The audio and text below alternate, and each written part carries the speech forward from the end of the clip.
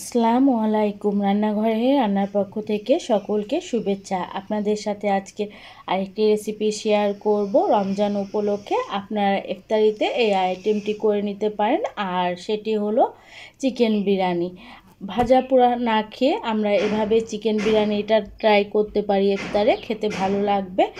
একদম সহজভাবে দেখানোর চেষ্টা করেছি, আশা করি আপনাদের রেসিপিটি ভালো লাগবে। তাহলে চলুন দেখে নিই কীভাবে চিকেন বিরিয়ানি রান্না করতে হবে। বিরিয়ানির জন্য চিকেন লাগবে, সেজন্য চিকেনগুলোকে ভালো করে ধুয়ে পরিষ্কার করে নিয়েছি আর ঠিক এই সাইজ করে কেটে নিয়েছি, দেখতেই পাচ্ছেন আপনারা। আমি এখানে লেয়ার মুরগি নিয়েছি ছোট। এখন চিকেন রান্না করে নিতে হবে, সেজন্য যে পাত্রে আমি বিরিয়ানি রান্না করব সেই পাত্রে তেল দিয়ে দিলাম। তেল দেওয়ার পরে দিয়ে দিলাম পেঁয়াজ কুচি দিয়ে দিলাম 1 কাপের অর্ধেক। পেঁয়াজ কুচিগুলোকে কয়েক সেকেন্ড ভেজে নেব। পেঁয়াজ কুচিগুলো কয়েক সেকেন্ড ভাজা হয়ে গেছে, দিয়ে দিলাম 2টা তেজপাতা, দিয়ে দিচ্ছি 4 থেকে 5টা এলাচ, কাট মশলা দিয়ে দিলাম 3 টুকরা, লবঙ্গ দিয়ে দিলাম 5-6টা, গোলমরিচ দিয়ে দিলাম 10 থেকে 12টা, শাহি জিরা দিয়ে দিলাম 1 টিস্পুন, কাবাব চিনি দিয়ে দিলাম 6 থেকে 7টা। এখন এই মশলাগুলোকে কিছুক্ষণ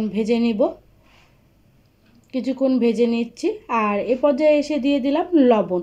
উঁচা করে আমি 2 টেবিল চা চামচ মতো লবণ দিয়ে দিলাম একবারে বিরিয়ানির জন্য। লবণ দেওয়ার পরে আবার কিছুক্ষণ ভেজে নেব। যখন মশলাগুলো থেকে সুন্দর একটা ফ্লেভার আসতে শুরু করবে, তখন আমি এক এক করে সব বাটা মশলাগুলো দিয়ে দিব।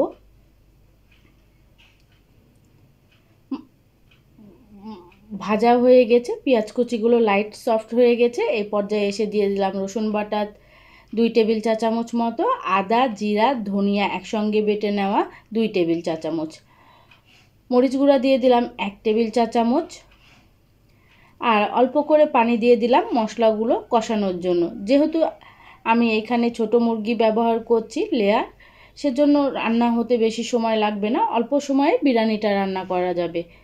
মশলাগুলো নেড়ে দেওয়ার পরে এখন ঢেকে দিলাম কষানোর জন্য, যাতে মশলাগুলো থেকে কোনো রকমের কাঁচা গন্ধ না বের হয়। দেখতেই পাচ্ছেন তেল উপরে উঠতে শুরু করেছে। এই পর্যায়ে এসে আবার মশলাগুলোকে ভালোভাবে কষিয়ে নিচ্ছি নেড়ে দিয়ে। কষানো হয়ে গেছে, আর এখন দিয়ে দিচ্ছি চিকেন দেওয়ার পরে দিয়ে দিলাম কাঁচামরিচ 10 থেকে 12টা, আর মাঝখান দিয়ে কেটে নিয়েছি। আবার কষিয়ে নিচ্ছি চিকেনগুলোকে ভালোভাবে কষিয়ে নিতে হবে, যাতে চিকেনগুলো থেকেও কোনো রকমের আষ্টে গন্ধ না আসে, সেজন্য। এখন ঢেকে দিব কষানোর জন্য। এখন দেখে নিচ্ছি চিকেনগুলো কষানো হয়েছে কিনা। দেখতেই পাচ্ছেন মোটামুটি কষানো হয়ে গেছে, চিকেনের কালারগুলো চেঞ্জ হয়ে গেছে। এখন নেড়ে দিচ্ছি, এভাবেই কষিয়ে নিতে হবে নেড়ে নেড়ে ভালোভাবে। যত ভালোভাবে কষানো যাবে চিকেনটা ততই খেতে ভালো লাগবে বিরিয়ানির। নাড়া হয়ে গেছে, এই পর্যায়ে এসে দিয়ে দিলাম পানি। বেশি পানি লাগবে না, কারণ কষতে কষতে অনেকখানি চিকেনটা সিদ্ধ হয়ে গেছে। আর এখানে আমি পানি ব্যবহার করলাম 1 মগ মতো। পানি দেওয়ার পরে আবার নেড়ে দিলাম। এখন ঢেকে দিব, চিকেন রান্না হওয়ার জন্য ঢেকে দিলাম। এখন দেখে নিচ্ছি চিকেনটা কি পর্যায়ে আছে, এভাবে মাঝে মধ্যে এসে চেক করে নিতে হবে। দেখতেই পাচ্ছেন চিকেনটা মোটামুটি সিদ্ধ হয়ে গেছে। নেড়ে দিলাম, নেড়ে দেওয়ার পরে চিকেন রান্না করার জন্য আবার ঢেকে দিলাম। এখন দেখে নিচ্ছি চিকেনটা সিদ্ধ হয়েছে কিনা। দেখতেই পাচ্ছেন চিকেন মোটামুটি সিদ্ধ হয়ে গেছে। নেড়ে দিব, পানিটা শুকানো অবধি পর্যন্ত অপেক্ষা করা লাগবে। আর এ পর্যায়ে এসে আমি কিছু ভাজা মশলা দিয়ে দিব আর বিরিয়ানির মশলা দিয়ে দিব। ভাজা মশলা বলতে আমি এখানে দিলাম ভাজা জিরা ধনিয়া গুঁড়া একসঙ্গে করে নেওয়া 1 টিস্পুন মতো, বিরিয়ানির মশলা দিয়ে দিলাম 1 টেবিল চা চামচ মতো। বিরিয়ানির মশলাটা আমি বাসাতেই করে নিয়েছি। মশলা দেওয়ার পরে ভাজা মশলাগুলো দেওয়ার পরে এখন নেড়ে দিলাম। এখন আবার ঢেকে দিব রান্না হওয়ার জন্য। এখন দেখে নিচ্ছি চিকেন রান্না হয়েছে কিনা। দেখতেই পাচ্ছেন চিকেন রান্না হয়ে গেছে।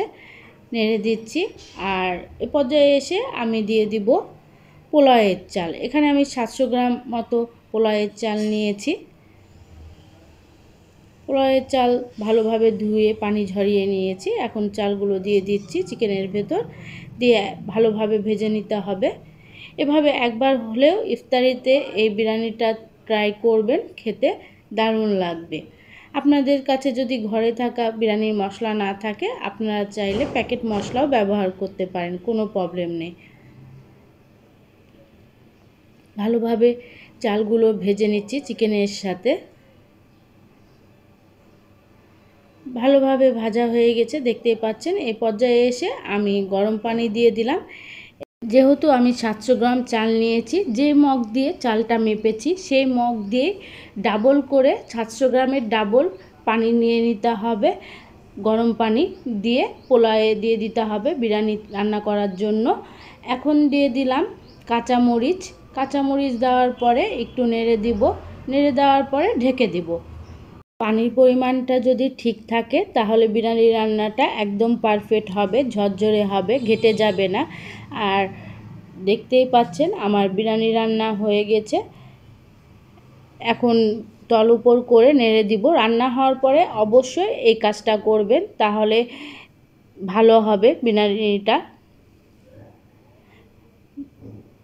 এখন আমি একটা প্লেটে পরিবেশন করে নিব চিকেন বিরিয়ানি।